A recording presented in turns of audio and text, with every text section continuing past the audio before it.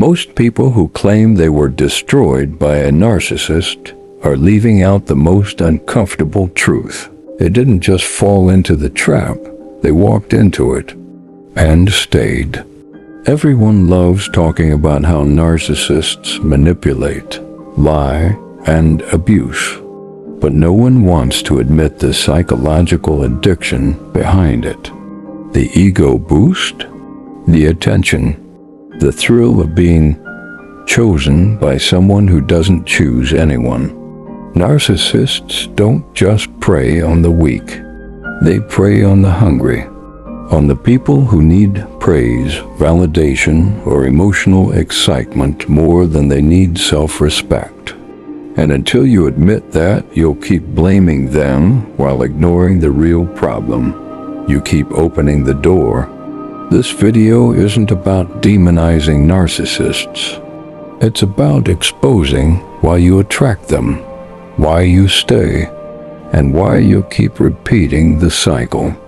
It's not a comfortable conversation, but it's the one that actually leads to change. So if you're ready to hear the truth without excuses, subscribe. Let's start. Not with what narcissists do to you, but what you let them do for you, because it served something in you, even when it destroyed you. 1. Narcissists don't trick you. You let them in because you needed them. Here's the truth nobody wants to admit.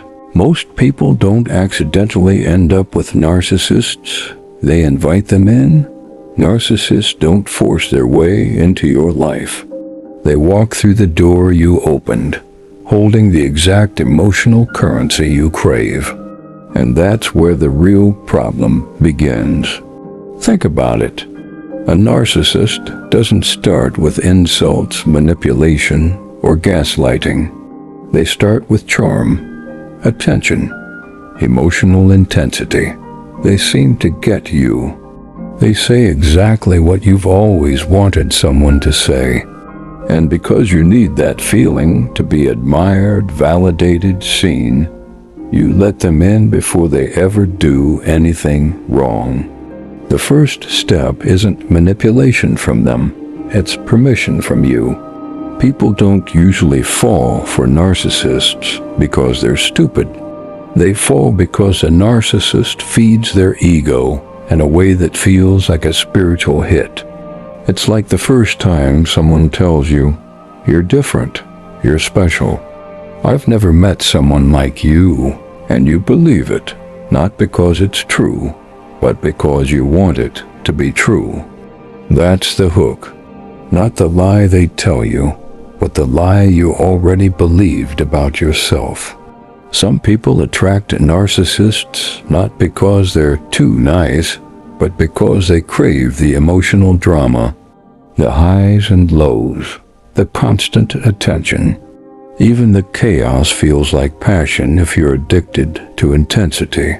Narcissists don't just offer love. They offer a story where you get to feel like the main character. Every moment feels significant, even the painful ones. And so you justify the red flags, because losing the fantasy feels worse than accepting the truth. Let's get even more honest. The people most vulnerable to narcissists are the ones who don't feel whole on their own. You might be emotionally intelligent, self-aware, strong, but if you don't believe you're worthy of love without earning it, you'll fall for someone who offers you the feeling of worthiness, but only as long as they control you. Narcissists don't target your kindness. They target your hunger. And that's why this isn't really a story about them. It's a story about you. What did you need so badly that you were willing to ignore the obvious signs? What part of you needed to be praised, seen, rescued, or worshipped? Until you answer that question, you'll keep repeating the same painful cycle, not because narcissists are everywhere, but because your need for validation is. And here's the most brutal part. Every single time it starts with you saying yes. You said yes to the attention, yes to the validation, yes to the fantasy. And maybe, just maybe, you'd rather blame the narcissist than admit you were addicted to the feeling they gave you. Before you can break free from narcissists, you have to break free from the version of yourself that needed them. The part that was desperate for affection, identity, or emotional intensity. Once you do that, narcissists lose their power, not because they change, but because you no longer need what they're selling. The real healing starts when you stop asking, "Why did they do this to me?" and start asking, "Why did I let them?" Because the truth is simple and uncomfortable. You weren't tricked, you were fed, and now it's time to stop starving. 2. You're not just a victim, you're addicted to their validation. One of the most painful realizations in narcissistic relationships isn't that you were manipulated, it's that you were fulfilled by the manipulation. Not consciously, not proudly, but emotionally. There's a reason you stayed. And no, it's not just because you were too nice or didn't know better. It's because their validation hit a part of you that felt irreplaceable. Let's be brutally honest. Narcissists don't just give attention. They give exaggerated attention. They don't just compliment you. They idolize you, at least in the beginning. They put you on a pedestal so high you forget it's built from lies. But in that moment, the high feels real. The attention feels deserved. And suddenly it's not them holding you captive. It's the feeling they gave you. You're not just attached to the narcissist. You're addicted to how they made you feel about yourself. And that's the real trap. You weren't just choosing them. You were choosing the version of yourself they allowed you to believe in. The one who's adored, praised, the exception to all their past relationships. You didn't fall in love with a narcissist. You fell in love with the person you got to be around them. This is why you didn't run when the lies started. Why you forgave things you swore you'd never tolerate. Why you explained their behavior to your friends.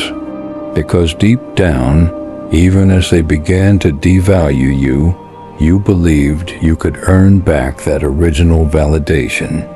And that's what makes this whole thing so dangerous.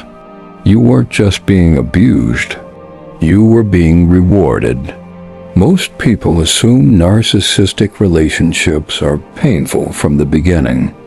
But the truth is, they start as some of the most euphoric connections you've ever had. That's what keeps people stuck, not just fear, not just shame, but hope. The hope of getting that feeling back.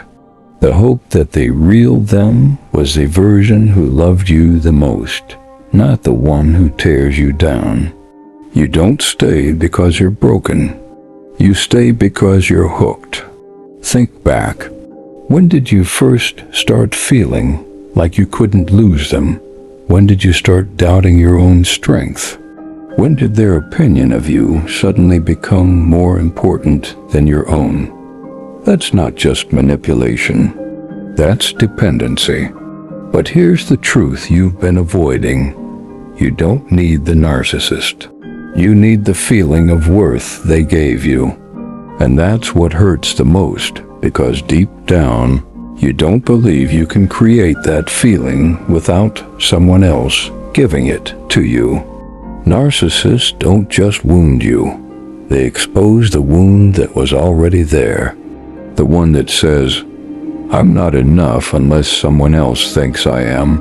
You don't break free by exposing them. You break free by exposing that part of you that thought their validation was worth your self-respect. Every time you replay what they did to you, remember this. It wasn't loyalty that kept you there. It was need. It was emotional currency. They fed your insecurity just enough to keep you dependent. It wasn't love. It was addiction. And like any addiction, the first step to breaking it isn't blaming the source. It's admitting the need. You are not powerless. You are not stupid. You are not unworthy. You just forgot your value when someone else temporarily gave you a counterfeit version of it. But here's the good news. Narcissists don't stop you from healing. Your attachment to their validation does. Once you realize that you're not just freeing yourself from a person, you're freeing yourself from the version of you that settled for being controlled. And that's the day you become someone a narcissist can no longer touch. Not because they've changed, but because you have. 3. Narcissists target your ego, not your kindness. There's a common myth about narcissists that they prey on kind, generous, soft-hearted people. And while that may be partly true, it's not the full picture. Narcissists don't target kindness. They target ego. They target the part of you that needs to feel special, admired, or important. The part that craves to be chosen. Let's be brutally honest here. Narcissists don't walk into a room looking for the weakest person. They look for the one who wants to be seen as irreplaceable. They find the person who needs to be the exception in someone's life. The one who takes pride in being the one who can fix or heal others. The one who doesn't just want love, but love that feels earned. Narcissists are experts at sensing ego wounds, and that's where they latch on. Not to your generosity, not to your empathy, but to your desire to feel like you are different from everyone else. Why do you think narcissists start with phrases like, "I've never met anyone like you. You're not like the others. You're the only one who understands me"? Those aren't compliments, they're hooks. The moment you believe you're the one who sees the real them, you've already handed over emotional power. You think you're chosen, but what's really happening is you've just signed up for a role. And narcissists are masters at casting. It's not kindness that blinds you, it's ego. The belief that you can be the one to change them. That you are the only one they'll ever open up to. That you are the one person who can withstand their chaos because you're strong enough, wise enough, or loving enough. But let's get real. No one is strong enough to fix a narcissist because they don't want to be fixed. They want to be admired. They want a mirror, not a partner. And once you realize that, you'll understand something deeper. Narcissists don't target the weak. They target the hero complex. They target the part of you that wants to be the answer to someone's brokenness. Here's the hardest truth. The reason you keep getting pulled back isn't because you're kind. It's because you want to feel irreplaceable. And that's not generosity. That's ego dressed up as love. They know how to make you feel like you matter more than anyone else, and then, just as quickly, make you feel like nothing. That's the high and low cycle that keeps you obsessed. You're not chasing the person. You're chasing the high of feeling like you once meant everything to them. And when it starts slipping, you try harder. You give more. You sacrifice more. Because you don't want to just be loved. You want to be the one they can't afford to lose. But here's the reality. Narcissists don't value people. They value supply. And as long as your ego is hungry for validation, admiration, or heroism, you're vulnerable. This is why healing from a narcissist isn't just walking away from them. It's walking away from the part of you that needed their approval to feel powerful. Want to know the real antidote to narcissists? It's not becoming harder. It's not becoming colder. It's becoming self-contained. When you no longer need to be someone's exception, someone's savior, someone's obsession, narcissists lose interest in you. Because you're no longer a mirror. You're no longer a source. You're no longer emotionally available for their ego games. The moment your worth is no longer up for negotiation, you become invisible to narcissists. Not because you're unkind, but because you're unhookable. So if you've been hurt by a narcissist, don't just ask, why did they choose me? Ask yourself, what part of me wanted to be chosen? That's where the real healing begins. Because once you stop needing to be the exception, you'll stop being the target. And that's when power shifts from them back to you. 4. If you keep attracting narcissists, you're the common denominator. This is the part no one likes to hear. Not the victims, not the people still healing, not the ones still stuck in the cycle. But here it is. If you keep attracting narcissists, the problem isn't just them. It's you. Not because you're unworthy, not because you're naive, but because something in you keeps responding to the same type of emotional pattern. And until you understand that pattern, you'll keep calling it bad luck instead of what it really is, a psychological magnet. Let's break this down honestly. Narcissists don't show up randomly. They follow the scent of someone who's emotionally reactive, validation dependent, or deep down, unsure of their own worth, because those traits are fertile soil for manipulation. If this is your second, third, or fourth narcissistic relationship, it's time to stop asking, why do they keep doing this to me? And start asking, why do I keep letting this in? It's not that you're asking to be hurt. It's that you're repeating a subconscious emotional script that feels familiar, even when it's harmful. Common denominator doesn't mean you caused the abuse. It means you keep surrendering to the same pattern of attraction. That pattern might sound like, I like strong personalities. I was drawn to their confidence. They just got me like no one else. But here's the truth. Their confidence was control. Their attention was bait. Their deep understanding was strategic emotional mirroring. If you keep attracting narcissists, it means you're vulnerable to intensity over consistency, to flattery over respect, to chaos over steadiness.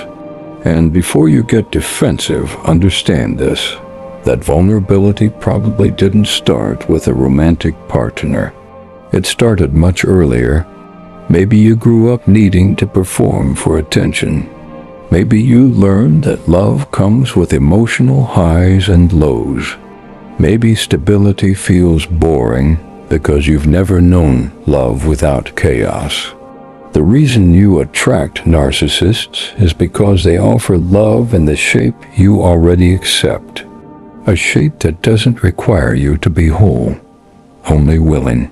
A shape that doesn't honor you, but rewards your wounds. And because narcissists are masters at reading those wounds, they become exactly who you want. Until they don't. Let's get clear on something. This is not about blaming you for what they did. It's about waking you up to what you keep allowing. Because here's the truth. You can't heal from narcissistic abuse if you still think the problem is only out there.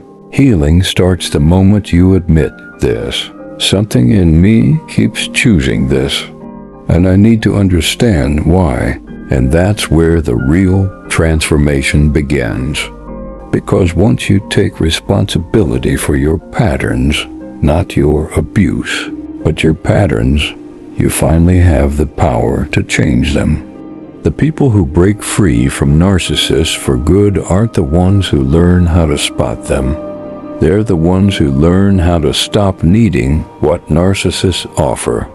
You can spot all the red flags, read all the books, listen to all the warnings.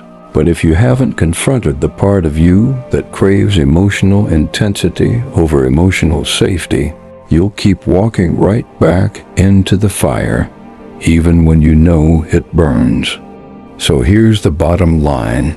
If your life is a revolving door of narcissists, they're not the pattern. You are. And until you change the pattern, the faces may change, but the story won't. This isn't a punishment. It's an invitation.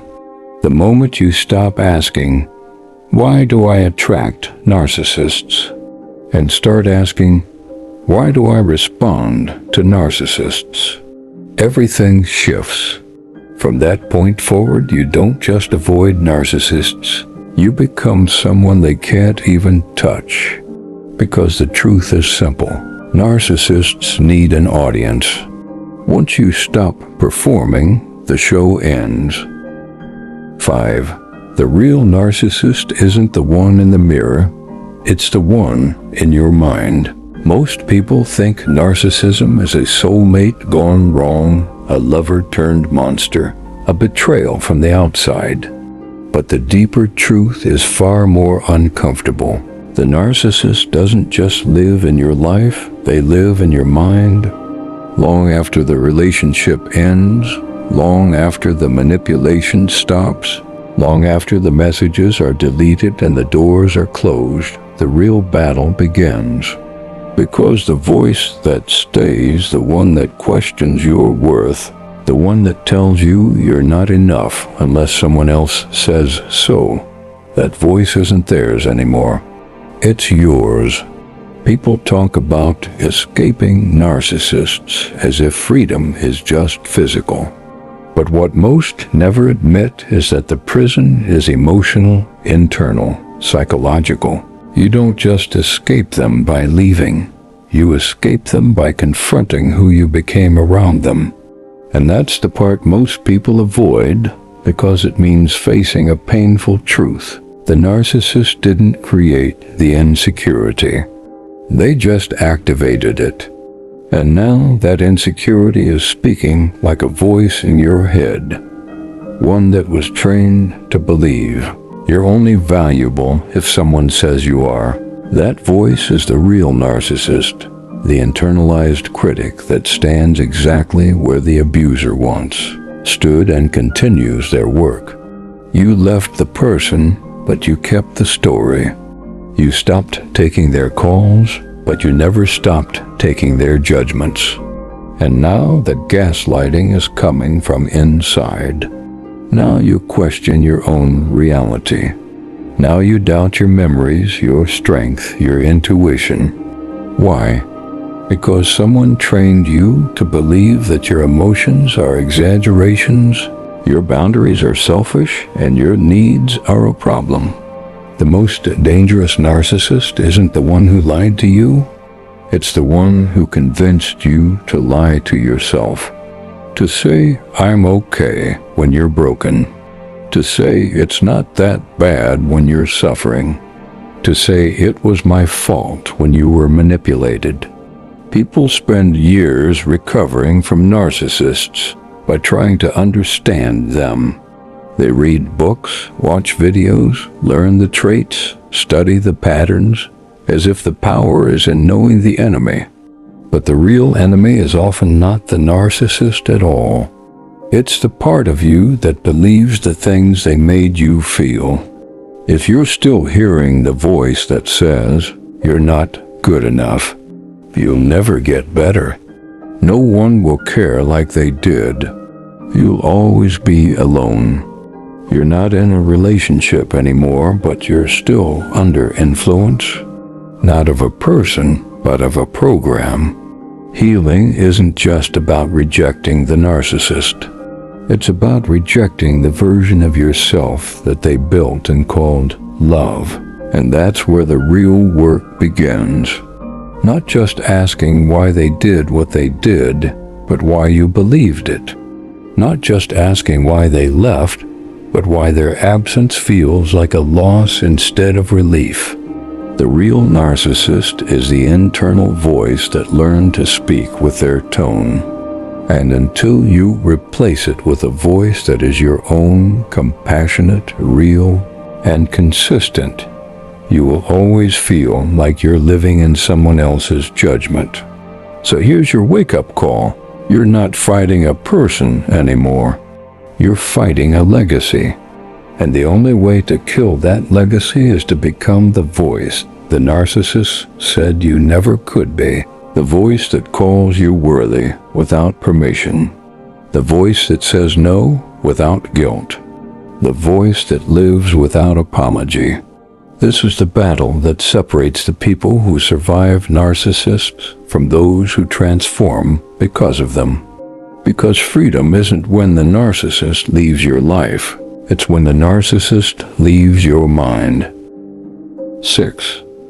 Narcissists don't change. They evolve to control you better. One of the most dangerous lies people tell themselves after dealing with a narcissist is this: maybe they'll change. But here's the brutal truth. Narcissists don't change. They adapt. They evolve. They upgrade their tactics when the old ones stop working. You're not dealing with someone who wants to heal. You're dealing with someone who wants to maintain control. And if they sense you're waking up, if they feel you're getting stronger, smarter, or starting to pull away, they don't self-reflect. They shape-shift. Narcissists are like emotional con artists. When one scam fails, they don't quit. They simply switch strategy. That's why people burn through multiple cycles with the same person, even after red flags, breakups, betrayals, and promises that this time will be different. It never is. Not because they can't change, but because real change requires accountability. And accountability is the one thing a narcissist will defend themselves against at all costs. They don't want growth. They want control.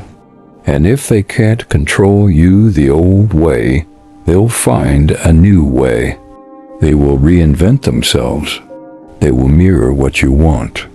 They will suddenly become vulnerable, spiritual, self-aware, even emotional, but only for one reason: to reset the manipulation. A narcissist isn't afraid of losing you. They're afraid of losing access to the power they get from you. So what do they do when their old tactics stop working? They become the person you once dreamed they'd be. For a while, until they believe they've won you back. Then the mask drops again. That's the evolution, not healing, camouflage.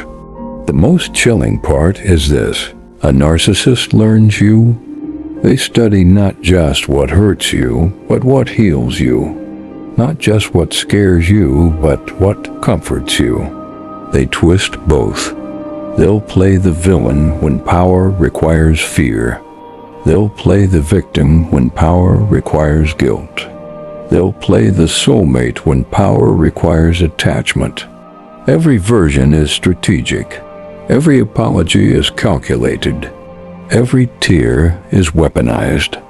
But none of it is growth. It is survival of the manipulative. And you're the habitat. That's why people leave narcissists, only to return. Not because they forgot the pain, but because the narcissist evolved just enough to become tempting again. Just enough to seem like the closure, the healing, the finally, they get it moment you've been waiting for. And that's where the trap tightens. Because the narcissist doesn't grow with you. They grow around you. Like vines. Slow, subtle, choking. They will say the right things, read the right books, attend the right therapy, all to create the illusion of change. But ask yourself this: is there action behind it? Is there humility? Is there consistency when no one is watching? Or are they only changing when you're about to leave? Are they only self-aware when you're withdrawing? Are they only sorry when they fear losing control? That's not transformation. That's damage control. Real change requires looking in the mirror and hating the poison, not defending it, weaponizing it, and calling it love. Narcissists don't heal. They get smarter. And if you're not paying attention, the same toxic patterns will come back simply rebranded. More subtle, more believable, more refined. So here's the shift that saves lives. Stop watching for change. Start watching for patterns. A narcissist's evolution isn't a sign of growth. It's a sign they're losing control of you and need a more advanced strategy. And the moment you understand that, you stop hoping for a transformation that will never come, and you start preparing for a truth that will set you free. You don't out-heal a narcissist. You outgrow them. 7. You don't heal by exposing them. You heal by exposing yourself. When someone discovers they've been abused, manipulated, or used by a narcissist, the first instinct is often exposure. They want to tell the world, warn others, prove the narcissist wrong, make them pay. It feels noble. It feels empowering. It feels like justice. But here's the reality no one wants to hear. You don't heal by exposing the narcissist. You heal by exposing yourself to yourself. Because the narcissist was not the lesson. You were. Your wounds, your fears, your loneliness, your patterns, your unmet needs. Those are what made you vulnerable. The narcissist just played the role that those wounds quietly hired. Until you face that, you're not healing. You're just narrating your pain. Yes, exposing the narcissist may feel righteous in the moment. You may get sympathy. You may feel validated. But it won't make the memories go away. It won't remove the trauma loops. It won't stop you from attracting the same type of person again. Because the real healing doesn't come from taking the mask off them. It comes from taking the mask off yourself. You don't heal by proving them toxic. You heal by asking, why was that behavior familiar to me? Why did I ignore the red flags? What did I crave so deeply that I tolerated the disrespect? What part of me needed their validation more than my own peace? Narcissists prey on the unhealed. They don't just target weakness. They target unfinished emotional business. Your loneliness, your childhood wounds, your hunger for love, your need to feel chosen, your fear of being abandoned. These are the magnets. The narcissist is just the metal that sticks to them. So the real war isn't with the narcissist. It's with the part of you that believed their love was the answer. It's with the part of you that thinks you need someone else to feel valued. It's with the part of you that keeps falling for confidence dressed as care. Healing isn't about exposing who hurt you to the world. It's about exposing to yourself how you helped them hurt you. Not in blame, but in awareness, in ownership, in emotional evolution. You don't break the cycle by telling everyone they're a monster. You break the cycle by becoming someone who no longer needs the illusion they offered. Because if you leave a narcissist without healing the part of you that accepted them, you'll just find another one. Different face. Same wound. You can shout from the rooftops. You can prove to the world that they were abusive. You can gather sympathy and validation and attention. But if the same part of your heart, the unhealed part, is still in charge, nothing actually changes. The narcissist will move on to their next supply. The world will eventually stop listening. and you'll still be left with yourself. That's where the real battle begins. Healing isn't loud. It's not public. It doesn't get applause. It doesn't always feel empowering at first. Healing is private. It's confronting. It's humiliating sometimes, because it forces you to admit that someone else didn't just hurt you. You also stayed. You tolerated. You hoped. That is the hardest truth of all. But here's the gift. The moment you stop trying to expose them and start trying to expose you, you stop being defined by what they did and start being defined by what you learned. You take back power, not by dragging them down, but by rising out of the version of yourself that kept choosing them. You don't need revenge. You need rebirth. You don't need everyone to know what they did. You need you to know why it affected you so deeply, and why it will never affect you the same way again. The world doesn't need another story about a narcissist. The world needs more stories about people who outgrew them, people who stopped being victims of the wound and became masters of their own mind. Healing doesn't mean the narcissist changes. It means you no longer need them to. 8. Stop waiting for closure. Narcissists win when you need answers. If there is one trap that keeps people emotionally tied to a narcissist long after the relationship ends, it's this: the need for closure. You want a real apology. You want honesty. You want them to finally admit what they did, to say they hurt you, to confess that it was never love, it was manipulation. You want the truth. You want clarity. You want answers. But here's the brutal, liberating truth you need to hear. You will never get closure from a narcissist, because closure requires empathy, and empathy is something they don't have. Narcissists don't operate on truth. They operate on power, and nothing gives them more power than your emotional need for just one last conversation. Every time you text them for clarity, every time you ask them why they did what they did, every time you think maybe they just don't realize the damage, you're feeding the very dynamic that broke you. Because narcissists don't give closure. They withhold it on purpose. They weaponize uncertainty. They leave things undone. They disappear with questions still burning in your chest. You're not confused because you lack intelligence. You're confused because they never wanted you to understand. Confusion is control. Silence is domination. Ambiguity is emotional bondage. They don't care about your healing. They care about remaining unforgettable.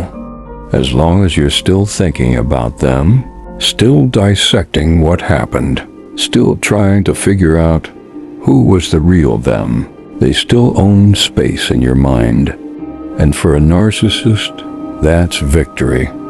You think closure will free you, but in reality, the need for closure is the very thing keeping you chained. Healing doesn't happen when you get answers. Healing happens when you realize you don't need them anymore. The closure you want from them won't heal you because it was never about them. It was about what's unresolved in you. Your need for explanation is not about their behavior. It's about your wounds, your self-doubt, your longing for validation, your disbelief that someone could be so cruel without reason. But here's the truth that finally sets people free. You don't need answers to move on. You need acceptance. Not acceptance of what they did, but acceptance that you may never understand it fully, and that's okay. Closure doesn't come from them telling the truth. It comes from you telling yourself the truth that it wasn't love, The truth that they were never going to change. The truth that their silence is just another form of cruelty. The truth that the apology you're waiting for is never coming, and even if it did, it wouldn't undo the pain. You don't need permission to let go. You don't need an apology to heal.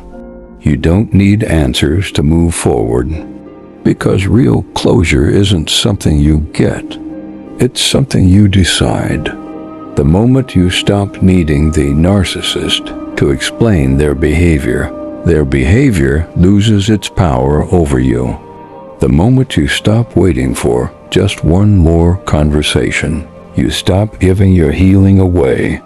Closure is not a conversation, it's a decision. It's the moment you say, I don't need to understand why they hurt me, to decide they'll never have access to me again. Narcissists win when you need clarity. You win when you outgrow the need. When you stop searching for closure, you start creating space for transformation. You become someone who no longer needs emotional permission to leave pain behind. Someone who doesn't wait for answers from the person who caused the questions. Someone who heals from the inside out, not from the outside in. So here's the final shift. Stop chasing closure from the person who broke you. Start building closure within the person who's becoming unbreakable. You don't heal when you get closure. You heal when you stop needing it. If there's one thing you need to understand after everything you've just learned, it's this. Healing from narcissistic abuse isn't about fixing them.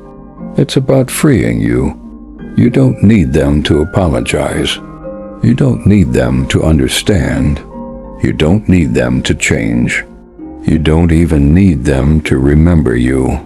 You only need you, the version of you who finally understands that the most powerful act of revenge is not anger, not exposure, not vengeance. It's clarity. It's growth.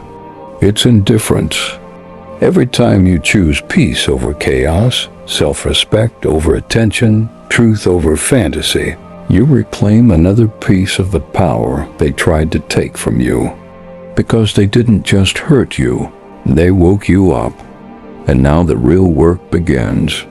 So if you're still in the loop, still waiting, still searching for answers, let this be the moment you stop looking at them and start looking at you. You're not the same person who walked into that relationship. You're wiser, stronger, more aware, more dangerous in the best way. Not because you learned how to fight harder, but because you learned how to never step into the same trap again. That's the real victory. That's the real ending. That's the real closure. If this helped you see things clearer, if it made you feel something, if it woke up something inside you, don't keep it to yourself. Subscribe for more deep, psychological, and uncomfortable truths that most people are too afraid to say. Comment below. What part hit you the hardest? What truth were you avoiding until now? What did this video help you finally see? Your voice matters, not to them, but to you.